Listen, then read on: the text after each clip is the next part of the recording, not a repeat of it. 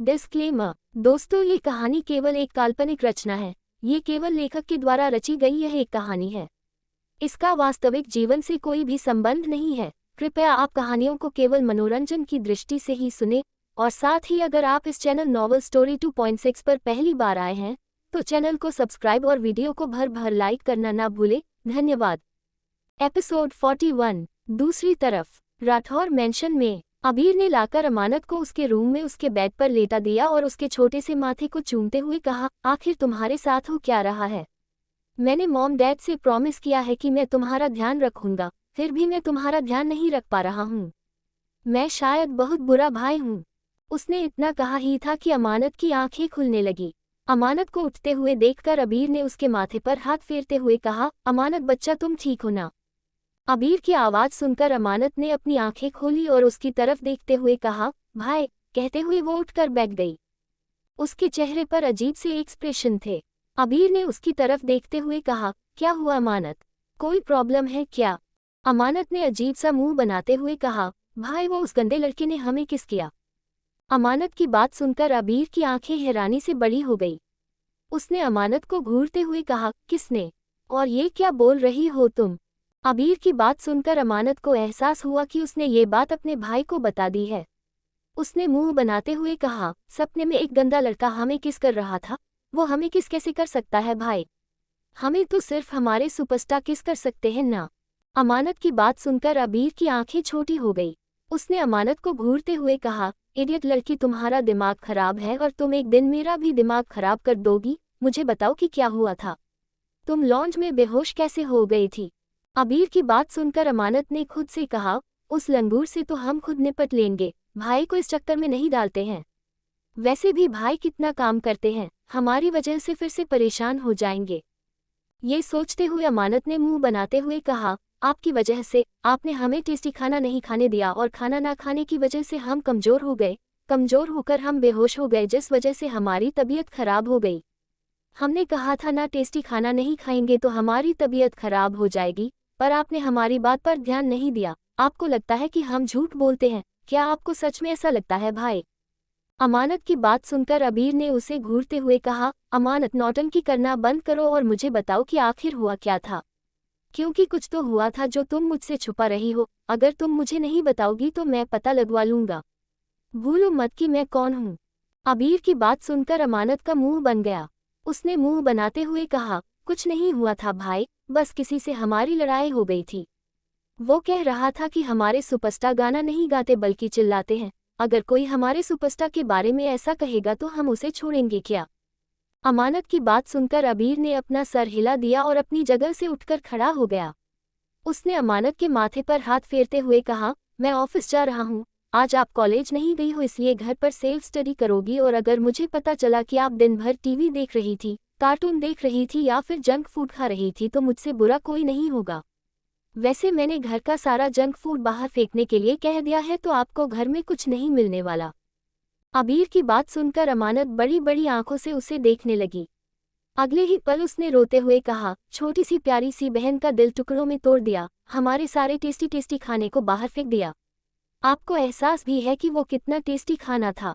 आपको पता है कि हम कितने दिन तक वो खा सकते थे? आपने ऐसा क्यों किया भाई? क्यों किया? आपको नहीं खाना था, नहीं खाते। हमने जबरदस्ती थोड़ी की थी, पर हमारे खाने को बाहर फेंकने की क्या जरूरत थी? हम खुद खाने वाले थे। अमानत की बातों को इग्नोर करके अबीर ने गहरी सांस लेते हुए कहा, मैं ऑफिस जा रहा हूँ, नौटंकी बाद में अकेले में कर लेना। कहते हुए अबीर वहां से चला गया। अमानत ने सिसकते हुए कहा, हमारे खाने को बाहर फेंकने के बाद आपको लगता है कि हम आपको छोड़ देंगे? हम बदला लेंगे भाई, बदला लेंगे। अमानत राठौर किसी को नहीं छोड़ती है और उस लंगूर को भी नहीं छोड़ेगी। लंगूर ने हमारी पहली किस चुरा ली, हमारे लिप्स को काटा भी। गंदा कहीं का, उसका सर फोड़ देंगे, उसके दांत तोड़ देंगे, उसे टकला कर देंगे, उसे चप्पल से मारेंगे, उसे हम अपने चंपलाल से कटवाएंगे। अमानत की आंखों के सामने उसका चंपलाल घूमने लगा। चंपलाल अमानत के कुत्ते का नाम था, जो कि छोटा सा ही था पर बहुत ज्यादा बदमाश था। कुछ दिन पहले ही अबीर ने अमानत की वजह से उसे कहीं और भिजवा दिया था, क्योंकि अमानत पढ़ाई छोड़कर दिन भर उसके साथ खेलती रहती थी। अमानत ने क्यूट सा फेस बनाते हुए कहा, मेरे प्यारे चंपलाल, मुझे तुम्हारी बहुत याद आ रही है। अबीर भाई जालिम है, अत्याचारी है, मुझे सास की जरूरत ही नहीं है। मुझे तो मेरे भाई के रूप में ही एक सास दे दी भगवान ने, पति कब दोगे? मेरे सुपरस्टार को भेज दो ना भगवान जी। कहते हुए अमानत मुंह फुलाकर बैठ गई। रात का वक्त। अस्तित्व, वेदांत और सौरभ इस वक्त जुहू बीच पर खड़े थे। बीच के पानी को देखकर तीनों के चेहरे पर सुकून नजर आ रहा था। अस्तित्व को देखकर वेदांत और सौरभ ने कहा, तुझे हमारी जगह पर अपनी सिली गर्ल को यहाँ पर घूमने के लिए लाना चाहिए था, दोनों मस्त टाइम स्पेंड करते। उन दोनों की बात सुनकर अस्तित्व ने उन्हें घूरते हुए कहा, एक बार वो मेरी लाइफ में आ गई, उसके बाद तुम्हें अपने साथ कहीं लेकर नहीं जाऊंगा, इसलिए टेंशन मत लो। बस कुछ दिन की बात है, उसके बाद तुम दोनों घर पर आराम करना। अस्तित्व ने जैसे ही ये कहा, सौरभ ने छोटा सा चेहरा बनाते हुए कहा, तुम कितने अत्याचारी, कितने दुराचारी हो, अपने बचपन के दोस्तों को छोड़ने के लिए तैयार हो सिर्फ एक लड़की के लिए। सच कहते हैं लड़की दोस्तों के बीच में दूरियां ला देती है, एक लड़की ने हमारे बीच में दूरी ला दी। यकीन नहीं हो रहा है, मेरा तो दिल टुकड़े में टूट चुका है। सौरभ की बकवास सुनकर वेदांत ने उसे घूरते हुए कहा, नौटंकी हो गई हो तो देखो खूबसूरत खूबसूरत लड़कियां, जाकर उनमें से किसी को इम्प्रेस कर लो। मुझे यकीन है कि सबसे पहले हमें चाचू तू ही बनवाएगा, क्योंकि तू ही सबसे कैपेबल है, सबसे ताकतवर है, सबसे शक्तिशाली है, दिखने में भी तू इतना हैंडसम है, वो लड़की जरूर तुझसे इम्प्रेस हो जाएगी। वेदांत की बात सुनकर सौरभ जल्दी से उठकर खड़ा हो गया। उसने खुशी भरी आवाज में कहा, तू ही मेरा सच्चा दोस्त है, तुझे पता है कि मैं सच में ताकतवर हूँ। अभी बताता हूँ। कहते हुए उसने पलट कर देखा तो उसका ध्यान बीच की एक तरफ चल रही एक मोटी सी लड़की पर गया, जो कि इतनी मोटी थी कि अगर वो सौरभ पर गिर गई तो सौरभ का बचना नामुमकिन था। सौरभ ने जैसे ही ये देखा, उसने गुस्से से चिल्लाते हुए कहा, कमीने वेदांत, तू मेरी जान लेना चाहता है? तू चाहता है कि मैं मर जाऊं ताकि फिर लड़कियां तुझसे पट जाए? क्योंकि मैं जानता हूं तुझे डर है ना कि मैं ज्यादा हैंडसम हूं तो लड़कियां तुझे छोड़कर मुझे पटाएंगी। तेरे जैसा कमीना दोस्त मैंने कहीं नहीं देखा, कहीं नहीं देखा। ऐसा दोस्त होने से अच्छा दुश्मन हो हजार। सौरभ और वेदांत की बात सुनकर अस्तित्व बस जुहू बीच को देख रहा था। उसने अमानत की बचपन से लेकर अब तक की इन्फॉर्मेशन निकालने के लिए 2-3 डिटेक्टिव लगाए थे। उसने खुद से कहा, तुमने मुझे पहचाना क्यों नहीं? मेरा चेहरा ज्यादा तो नहीं बदला है, मेरी आंखें वो तो बिल्कुल वैसी ही है। तुम्हें तो मुझे पहचान लेना चाहिए था ना, क्या तुम सच में मुझे भूल गई हो? कहते हुए उसने अपनी आंखें बंद की। उसकी आंखों के सामने जब वो और अमानत 10 साल पहले आखिरी बार मिले थे तब की यादें घूमने लगी। कैसे अमानत रोते हुए ये कहते हुए भाग गई थी, हम सच में आपको भूल जाएंगे, हम आपके बारे में बिल्कुल याद नहीं करेंगे। पक्की वाली कट्टी प्रिंस चार्मिंग। याद करते हुए अस्तित्व के चेहरे पर हल्की सी स्माइल आ गई। उसने मुस्कुराते हुए कहा, क्या तुम सच में मुझसे नाराज हो? अस्तित्व को पानी की तरफ देखकर मुस्कुराते हुए देख सौरभ ने उसकी पीठ पर कूदते हुए कहा, अरे यार, हम जानते हैं कि तू अपनी सिली गर्ल को याद करके मुस्कुरा रहा है, पर इस वक्त तू अपने दोस्तों के साथ है, थोड़ा हमारे साथ भी मस्ती कर ले। कहते हुए सौरभ ने अस्तित्व को धक्का दे दिया। अस्तित्व किनारे पर पानी में गिर गया। नीचे गिरते ही उसने गुस्से से घूरकर सौरभ की तरफ देखा। सौरभ ने क्यूट सा फेस बनाते हुए कहा, मस्ती कर रहा हूँ मस्ती, वैसे भी जीने के हैं 4 दिन और 4 में से। उसने इतना कहा ही था कि अस्तित्व ने उसके पैरों को खींचकर उसे भी नीचे गिरा दिया। पैरों को खींचने की वजह से वो सीधा नीचे गिर गया। नीचे गिरते ही उसने अपनी कमर को सहलाते हुए कहा, तेरी वजह से मेरी कमर टूट गई जंगली आदमी। उन दोनों को देखकर वेदांत ने हंसते हुए कहा, तुम दोनों तैरना सीखो, मैं अभी आता हूँ। उसके इतना कहते ही अस्तित्व और सौरभ ने उसे भी खींच लिया। तीनों पानी में एक दूसरे के ऊपर पानी डालकर मस्ती कर रहे थे। अस्तित्व ज्यादा नहीं पर अपने दोस्तों के साथ नॉर्मल इंसान की तरह बर्ताव करता था। उसे ज्यादा लोगों के साथ घुलना मिलना बातें करना पसंद नहीं था, पर जब से सौरभ और वेदांत उसकी लाइफ में आए थे वो थोड़ा बहुत बातें करना सीख गया था। और उससे पहले उसकी लाइफ में अमानत थी जिसने उसे परेशान किया था, जिसने उसके साथ मस्ती की थी, वरना बाकी लोग तो उसके गुस्से को देखकर उससे दूर रहना ही सही समझते थे। काफी देर तक वहां पर मस्ती करने के बाद तीनों दोस्त भीग चुके थे। वेदांत ने गहरी गहरी सांस लेते हुए कहा, मैं चाहता हूं कि एक दिन हम तीनों यहाँ पर अपनी अपनी पार्टनर के साथ आए और एक साथ कहे। उसने इतना कहा ही था कि सौरभ ने कहा, चिन टबैक दम दम। सौरभ की बात सुनते ही वेदांत ने गुस्से से कहा, कमीने, मैं कह रहा था कि ये कहे कि ये दोस्ती हम न तोड़ेंगे, पर तुझे तो मैं चप्पल से मारूंगा। कहते हुए वेदांत सौरभ की पीठ पर बैठ गया और उसके सर को पानी में डालने लगा। सौरभ ने चिल्लाते हुए कहा, मुझे नहीं मरना, मुझे नहीं मरना, मुझे 2-4 बच्चे पैदा करने हैं, मुझे तुम लोगों को बड़े पापा बनवाना है, आखिर मैं सबसे छोटा जो हूँ। उसकी बकवास सुनकर वेदांत ने उसके बालों को छोड़कर कहा, कौन से जन्म में सुधरेगा। सौरभ ने क्यूट सा फेस बनाते हुए कहा, जब इस जंगली आदमी की शादी हो जाएगी और वो क्यूट सी डॉल हमारे घर आ जाएगी और फिर हम साथ में मस्ती करेंगे तब मैं सुधर जाऊंगा। वैसे सच में वो बहुत क्यूट थी ना। मैंने आज तक इस इंसान के बालों को खींचते हुए किसी को नहीं देखा, पर उसने इसके बालों को 2 बार खींचा, मुझे लगता है कि बचपन में भी खींचा होगा। उन दोनों की बात सुनकर अस्तित्व के चेहरे पर हंसी आ गई, क्योंकि सच में बचपन में अमानत ने उसके बालों को खींचकर चिड़िया का घोंसला बना दिया था। वो अभी अमानत के बारे में सोच रहा था कि उसका मोबाइल बजने लगा। उसने जल्दी से अपना मोबाइल उठाया तो दूसरी तरफ से डिटेक्टिव ने कहा, सर वो एक्सेल कॉलेज में पढ़ती है, कल वो आपको कॉलेज में 10 से 3 के बीच में मिल जाएगी। अस्तित्व ने जैसे ही ये सुना उसके होठों पर एक प्यारी सी मुस्कुराहट आ गई। उसने धीरे से कहा, हम कल मिलेंगे मेरी जान, बहुत जल्द ही फिर से तुम मेरी बाहों में आ जाओगी। तुम्हें इसकी पनिशमेंट भी मिलेगी क्योंकि तुमने मुझे पहचाना नहीं, जबकि मैंने तुम्हें पहली ही मुलाकात में पहचान लिया। तुम तो कहती थी कि प्रिंस चार्मिंग हम आपसे बहुत प्यार करते हैं, तो अपने प्यार को कैसे भूल गई तुम। अस्तित्व के चेहरे पर हल्का गुस्सा नजर आने लगा। उसे लगा था कि वो पहचाने ना पहचाने अमानत उसे जरूर पहचान लेगी, पर यहाँ पर तो उल्टा ही हो गया था। अमानत ने न ही उसे पहचाना था बल्कि वो उसे भूलकर किसी सुपरस्टार के प्यार में पड़ गई थी। हालांकि सुपरस्टार वही था, पर फिर भी वो यही सोच रहा था कि अगर कोई और सुपरस्टार होता तो अमानत तो उसे छोड़कर किसी और के प्यार में पागल हो जाती, जबकि वो पिछले 10 साल से उसे ही अपने दिल में जगह देकर बैठा हुआ है। अस्तित्व ने आज तक किसी लड़की को अपने करीब नहीं आने दिया था।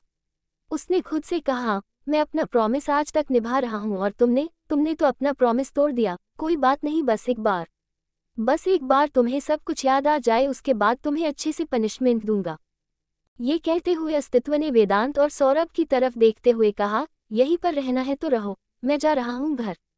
कहते हुए वो वहां से जाने लगा।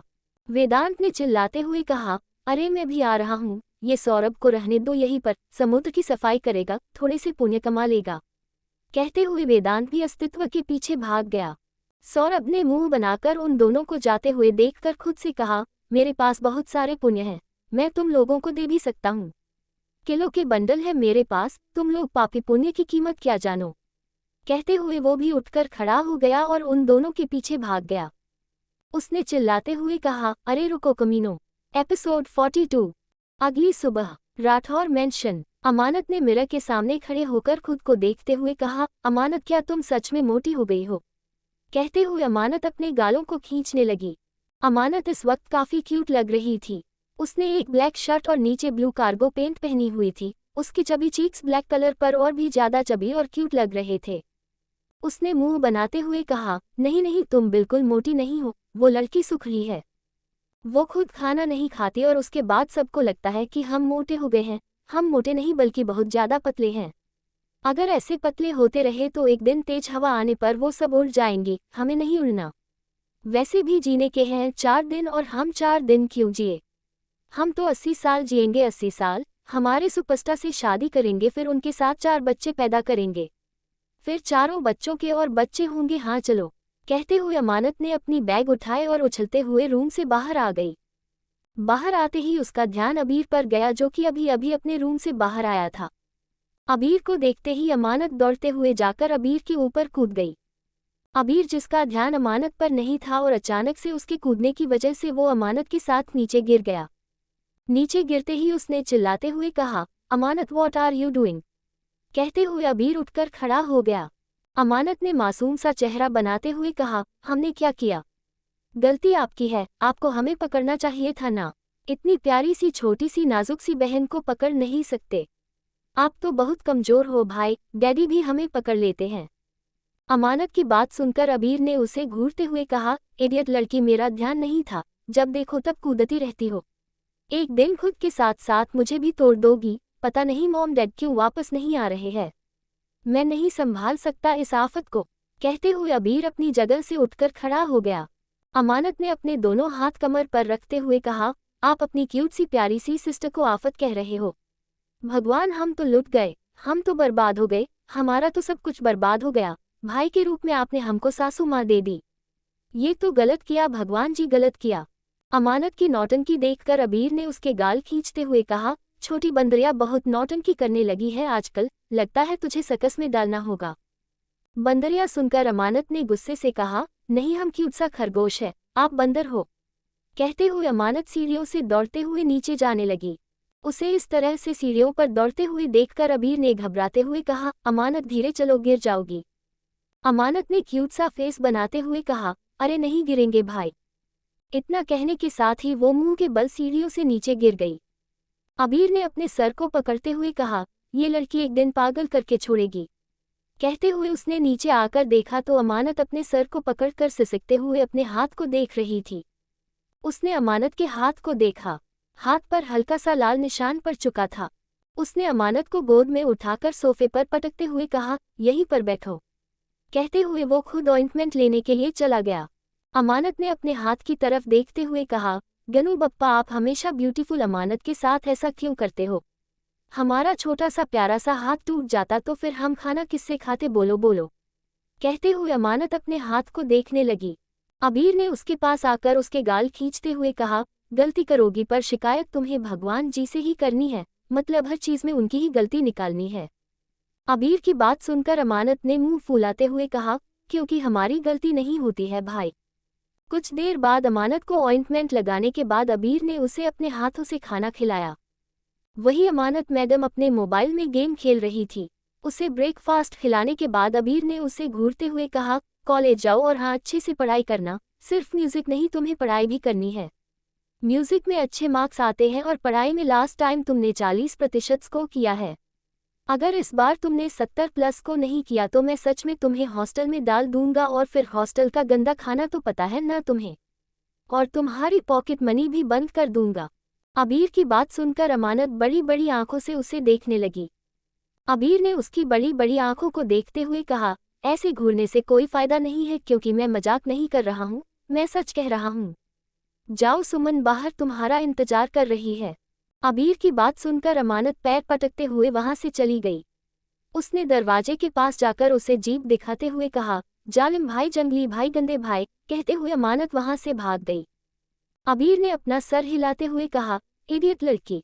कहते हुए अबीर अपना ब्रेकफास्ट करके ऑफिस के लिए निकल गया। सुमन बाहर अमानत का इंतजार कर रही थी। अमानत को देखकर उसने गुस्से से कहा, तुम्हारी वजह से मैं एक दिन पक्का पागल हो जाऊंगी, मतलब कॉलेज हमारा 10 बजे का होता है। तुम्हारी वजह से हम पहुंचते हैं 10:30 बजे। अगर आज भी तुम्हारी वजह से लेक्चर में सो गए ना अमानत, मैं पक्का तुम्हारी टांगी तोड़ दूंगी, क्योंकि मुझे पनिशमेंट नहीं चाहिए। वैसे भी सर मुझे पनिशमेंट नहीं देंगे, पर तुम्हारे साथ रहने के लिए सुनाएंगे जरूर कि इस नालायक लड़की के साथ क्यों रहती हो। कियान कॉलेज पहुंच चुका है, तुम्हें पता भी है। सुमन की बात सुनकर अमानत ने मुंह बनाते हुए कहा, कोई कुछ नहीं करेगा, उस टकलू को तो हम देख लेंगे, चलो अब। कहते हुए अमानत किसी छोटे डॉन की तरह चलते हुए कार के अंदर जाकर बैठ गई। उसे इस तरह से चलते हुए देखकर सुमन को हंसी आ गई और वो भी आकर कार में बैठ गई। कुछ देर बाद वो दोनों कॉलेज पहुंच चुकी थी और आज फाइनली वो दोनों 10 बजे बजने से 15 मिनट पहले ही कॉलेज पहुंच गई थी। कैंपस में इस वक्त सारे स्टूडेंट यहाँ वहाँ भटक रहे थे।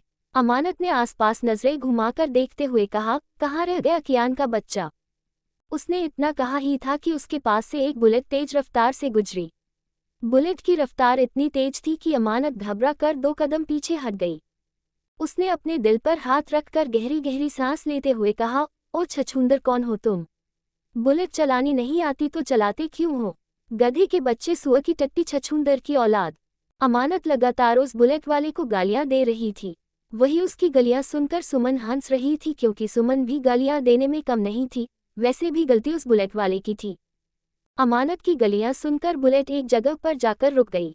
बुलेट पर जो लड़का बैठा हुआ था वो एटीट्यूड से नीचे उतरा। उसने अपना हेलमेट निकालकर पलटकर अमानत की तरफ देखा।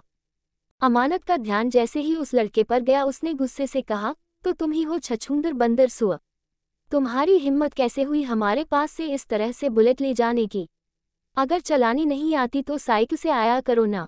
अमानत की बात सुनकर वो लड़का, जो कि कोई और नहीं लक्ष्य था, वो गुस्से से अमानत को घूरने लगा। उसने अपने हेलमेट को बुलेट पर रखकर एटीट्यूड से अपनी कॉलर को सही करते हुए कहा, तुम्हारी इतनी हिम्मत कि तुमने लक्ष्य सिंघानिया को छछूंदर बंदर सुअर की टट्टियां डोल कहा। अब मैं तुम्हें बताता हूँ कि मैं चीज़ क्या हूँ, कहते हुए लक्ष्य अमानत की तरफ अपने कदम बढ़ाने लगा।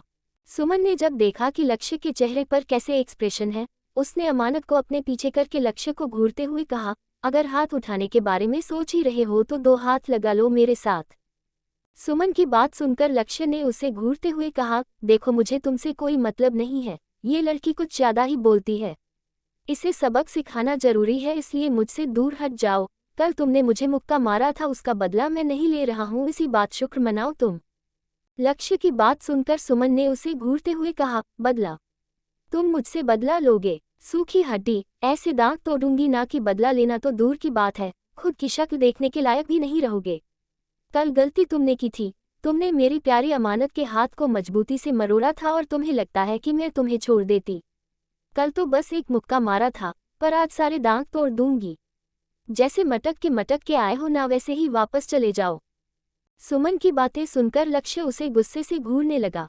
तभी क्लासेस स्टार्ट होने की बेल बज गई।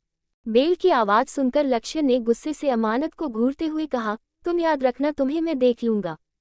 अमानत ने अपने दोनों छोटे छोटे हाथों के मुंह के बनाते हुए कहा, हम भी तुम्हें देख लेंगे छछूंदर, तुम जानते नहीं हो कि अमानत कितनी खतरनाक है। अमानत की बात सुनकर लक्ष्य उसे घूरता हुआ वहां से चला गया। उसके जाते ही सुमन ने अमानत की तरफ देखकर गुस्से से कहा, तुम्हें ऐसे आदमियों से क्यों पंगे लेने होते हैं? वो काफी ज्यादा खतरनाक है, तुम्हें पता नहीं है, वो भी सिंघानिया परिवार का बेटा है। सुमन की बात सुनकर अमानत ने उसे घूरते हुए कहा, और हम हमारे डैडी और हमारे भाई की प्रिंसेस है। अगर उसने हमारे साथ कुछ भी किया ना तो हम डैडी और भाई को बता देंगे, और भाई फिर उसके साथ क्या करेंगे? उसकी दोनों टांगें तोड़ देंगे, उसके पैरों के टुकड़े टुकड़े कर देंगे, उसकी गर्दन भी काट देंगे। अमानत की बात सुनकर सुमन ने उसके मुंह पर हाथ रखते हुए कहा, मेरी माँ यहाँ पर कोई नहीं जानता कि तू द ग्रेट अथर्व सिंह राठौर की बेटी और द ग्रेट अबीर सिंह राठौर की बहन है। ये छुपाने के लिए तूने ही कहा था, इसलिए अब ज्यादा बकबक मत कर। सब लोगों के हिसाब से तू एक मिडिल क्लास फैमिली से बिलोंग करती है और मैं भी, इसलिए चल क्लास में। कहते हुए सुमन अमानत को खींचते हुए क्लास में लेकर चली गई। अमानत ने मुंह बनाते हुए कहा, कोई बात नहीं, फिर भी हम उसकी टांगे तोड़ देंगे, उसकी हिम्मत कैसे हुई हमें धमकी देने की? कहते हुए अमानत भी क्लास में घुस गई। दूसरी तरफ अस्तित्व इस वक्त एक्सेल कॉलेज के प्रिंसिपल के केबिन में बैठा हुआ था। उसने प्रिंसिपल को घूरते हुए कहा, जितना पूछा है उसका जवाब दीजिए। प्रिंसिपल सर, मुझे ज्यादा बकवास करने वाले लोग बिल्कुल पसंद नहीं है। प्रिंसिपल इस वक्त डरी हुई नजरों से अपने सामने बैठे अस्तित्व को देख रहे थे। अस्तित्व ने अपनी गर्दन को टेढ़ा करते हुए कहा, लगता है कि आपको ठीक से सुनाई नहीं देता, क्या मैं दोबारा अपनी बात रिपीट करूं? मुझे अमानत राठौर के बारे में पूरी इन्फॉर्मेशन चाहिए, A to Z, जितना आपको पता है उतना सब कुछ। प्रिंसिपल ने डरते हुए कहा, वो अथर्व राठौर की डॉटर है, उसके बारे में हम कुछ नहीं बता सकते, वरना मिस्टर राठौर हमें जिंदा नहीं छोड़ेंगे। अस्तित्व ने गहरी सांस लेकर धीरे से कहा, देखो मैं लास्ट टाइम बोल रहा हूँ, मुझे बता दो। मिस्टर अथर्व राठौर को इस बारे में कोई खबर नहीं मिलेगी, क्योंकि मैं उनका बचपन का पड़ोसी हूँ। मैं कुछ साल पहले लंदन शिफ्ट हो गया था, जिस वजह से मुझे उसके बारे में जानना है। वो मेरी बचपन की दोस्त है। अब बता दो, मैं अच्छे से पूछ रहा हूँ, वरना मुझे जबरदस्ती से पूछना भी अच्छे से आता है। अस्तित्व की बात सुनकर प्रिंसिपल ने धीरे धीरे अमानत के बारे में सब कुछ अस्तित्व को बता दिया, यहाँ तक कि उसकी मेडिकल हिस्ट्री के बारे में भी। अमानत ज़्यादातर टाइम स्कूल या कॉलेज में रहती थी, जिस वजह से वहाँ पर हमेशा अमानत के लिए एक डॉक्टर होता था, और प्रिंसिपल को भी इस बारे में पता था कि अमानत के साथ एक्चुअल प्रॉब्लम क्या है और उसके साथ हुआ क्या था। पूरी प्रॉब्लम जानने के बाद अस्तित्व के चेहरे का रंग उड़ गया। उसने खुद से कहा, इसका मतलब 10 साल पहले उसका एक्सीडेंट हुआ था और वो मुझे सच में भूल गई है। अस्तित्व को यकीन नहीं हो रहा था कि अमानत की 8 साल तक की सारी यादें उसके दिमाग से मिट चुकी है। उसकी जिंदगी के 8 साल तक का उसे कुछ भी याद नहीं है। अस्तित्व को लगा था कि कुछ यादों को याद दिलाकर वो अमानत को फिर से याद दिला देगा कि वो उसका प्रिंस चार्मिंग है, पर अब तो उसे पता चल रहा था कि अमानत तो अपनी 8 साल की जिंदगी पूरी तरह से भूल चुकी है। उसने खुद से कहा, चाहे कुछ भी क्यों ना हो, तुम्हें सब कुछ याद करना ही होगा। तुम मुझे भूल नहीं सकती, तुम मुझे नहीं भूल सकती सिली गर्ल, तुम्हें अपने प्रिंस चार्मिंग से किया हुआ वादा पूरा करना ही होगा। मैं अपना वादा पूरा करने के लिए लंदन से वापस आया हूँ, तो मैं तुम्हें तुम्हारा वादा तोड़ने नहीं दूंगा। तुम सिर्फ मेरी हो और मेरी ही बनकर रहना होगा। कहते हुए अस्तित्व ने अपनी आंखों को मजबूती से बंद कर लिया। अस्तित्व के इर्द गिर्द खड़े वेदांत और सौरभ उसके चेहरे के एक्सप्रेशन देखकर समझ गए थे कि इस वक्त अस्तित्व क्या महसूस कर रहा होगा। एपिसोड 43। कुछ देर बाद अस्तित्व, सौरभ और वेदांत तीनों केबिन से बाहर आ चुके थे। सौरभ और वेदांत दोनों अस्तित्व की तरफ देख रहे थे, पर उसने अब तक कुछ नहीं कहा था। आखिर में सौरभ अपने मुंह पर कंट्रोल नहीं कर सका और उसने परेशानी भरी आवाज में कहा, मुझे तो लगता है कि अब तेरी लव स्टोरी अधूरी रह जाएगी क्योंकि तेरी हीरोइन ही तुझे भूल गई है। मेरे प्यारे दोस्त, मुझे तेरे लिए बहुत बुरा लग रहा है, पर इसे कहते हैं कर्म। तूने बताया था ना कि तू बचपन में उसे इग्नोर करता था, तो देख अब वो तुझे इग्नोर करेगी। वो तो तुझे पहचानती नहीं है। कितना बुरा हुआ तेरे साथ, कितना बुरा हुआ।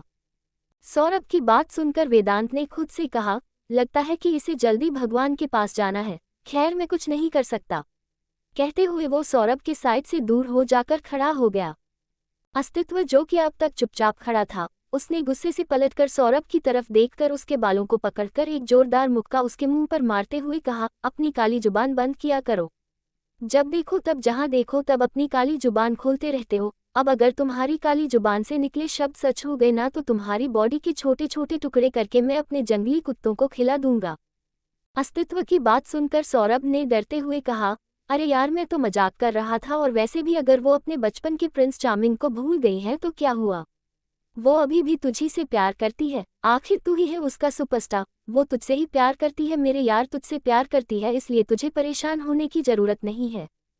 सौरभ की बात सुनकर अस्तित्व ने गुस्से से कहा, तुम यहाँ से दफा हो जाओ, वरना सच में मैं तुम्हारा खून कर दूंगा। और फिलहाल मुझे किसी का खून नहीं करना है, क्योंकि मुझे कुछ सोचना है कि अब मुझे क्या करना होगा। अस्तित्व की बात सुनकर वेदांत ने अस्तित्व के पास आकर उसे गले लगाते हुए कहा, तुम फिक्र मत करो, उसे सब कुछ याद आ जाएगा, और वैसे भी सच्चा प्यार हमसे कभी दूर नहीं जाता। तुम्हें भूलकर भी वो तुम्हारे ही प्यार में पड़ी, इसी से मैं अंदाजा लगा सकता हूँ कि उसका प्यार कितना सच्चा होगा। खैर, ये सब छोड़ो, अब बताओ कि अब क्या करना है। क्या हम वापस चले? तुम बनारस नाना जी से मिलने के लिए भी नहीं गए। सोचो, अगर नानू को पता चल गया कि इंडिया में आकर तुम उनसे मिलने के लिए नहीं आए तो उन्हें कितना बुरा लगेगा। बनारस में पिछले 10 सालों से वो भी तुम्हारा इंतजार कर रहे हैं। वेदांत की बात सुनकर अस्तित्व ने कहा, हम आज ही नानू से मिलने के लिए जा रहे हैं और मैं उन्हें लेकर वापस मुंबई आ जाऊंगा। मैं अब और उन्हें अकेला नहीं रहने दूंगा। अस्तित्व की बात सुनकर सौरभ और वेदांत के चेहरे पर बड़ी सी मुस्कुराहट आ गई। कुछ देर बाद वो तीनों कॉलेज से निकलकर सीधा मेंशन वापस आ गए। मेंशन वापस आकर कुछ देर तक उन सब ने आराम किया और शाम को वो लोग बनारस के लिए निकल गए। सौरभ और वेदांत पहली बार बनारस जा रहे थे। वो इंडिया काफ़ी बार आ चुके थे, पर ज़्यादातर वो इंडिया में मुंबई, दिल्ली, चेन्नई, कोलकाता ऐसी ही जगह गए थे, पर इस बार उन्हें फाइनली बनारस जाने का मौका मिल रहा था। वो लोग प्राइवेट कॉपर से बनारस जा रहे थे। अस्तित्व इस वक्त कॉपर में चुपचाप बैठा हुआ था। उसे इस तरह से चुपचाप बैठा हुआ देखकर सौरभ ने उसके कंधे को थपथपाते हुए कहा, मैं जानता हूँ मेरे यार, तू कितना ज़्यादा उदास है, तेरा रोने का दिल कर रहा है। तू रो सकता है, मेरे कंधे पर सर रख कर। मैं हंसूंगा नहीं, बल्कि मैं तुझे सहारा दूंगा। मैं तेरा सहारा बनूंगा। मैं तुझे संभाल लूंगा, तू रो सकता है। सौरभ की बात सुनकर वेदांत ने धीरे से कहा, तुझे क्यों मुसीबत में पड़ने का शौक है? वो ऑलरेडी गुस्से में है और तू उसे गुस्सा दिला रहा है। वेदांत की बात सुनकर सौरभ ने उसे घूरते हुए कहा, मैं गुस्सा कहाँ दिला रहा हूँ? मैं तो अपने दोस्त को संभाल रहा हूँ। तेरे जैसे कमीने दोस्त हो तो दुश्मनों की क्या जरूर। हमारा दोस्त इस वक्त इतना उदास, इतना परेशान है, और तुम उसे चुपचाप बैठने दे रहे हो। अगर ये डिप्रेशन में चला गया तो? डिप्रेशन में जाकर इसने सुसाइड कर लिया तो? अगर उसने अपने हाथों की नस काट ली तो? अगर ये पहाड़ी से नीचे कूद गया तो? अगर उसने कॉपर में से छलांग लगा दी तो? डिप्रेशन में गया हुआ इंसान कुछ भी कर सकता है, इसलिए हमें हमारे दोस्त को डिप्रेशन में नहीं जाने देना है।